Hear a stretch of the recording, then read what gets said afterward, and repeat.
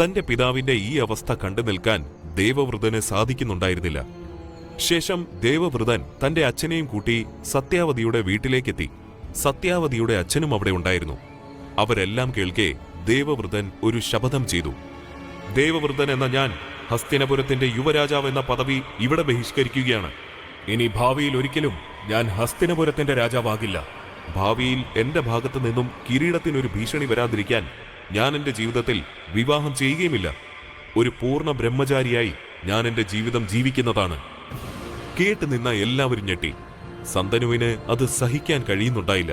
തന്റെ പിതാവിനു വേണ്ടി സ്വന്തം കിരീടാവകാശവും ജീവിതവും സമർപ്പിച്ച തന്റെ മകനെ അയാൾക്ക് വിശ്വസിക്കുവാൻ കഴിഞ്ഞില്ല.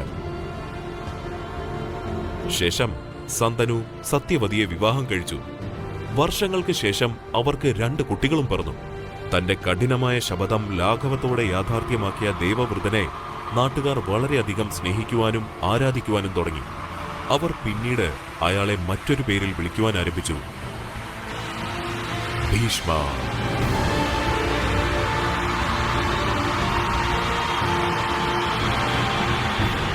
പിന്നീട് സന്തനുവിനും സത്യാവതിക്കും 2 കുട്ടികൾ പിറന്നു, ചിത്രാംഗതനും വിചിത്രവീര്യനും. വർഷങ്ങൾക്ക് ശേഷം സന്തനു മരണമടഞ്ഞു. മൂത്ത മകനായ ചിത്രാംഗതൻ ഭരണം ഏറ്റെടുത്തു.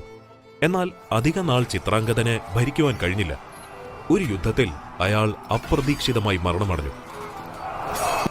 ഭരണം കൈകാര്യം ചെയ്യുവാനുള്ള പ്രായം ഇളയ സഹോദരനായ വിചിത്രവീര്യനുണ്ടായിരുന്നില്ല.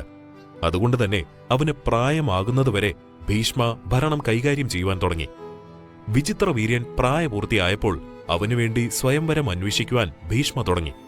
അടുത്തുള്ള രാജ്യങ്ങളിൽ മുതൽ വളരെ അകലെയുള്ള രാജ്യങ്ങളിൽ വരെ അയാൾ വിചിത്രവീര്യന്റെ കാര്യമറിയിച്ചു.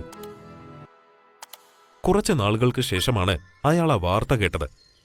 കാശി രാജാവിന്റെ 3 പെൺമക്കളുടെ സ്വയംവരം അടുത്ത് നടക്കുന്നുണ്ട്.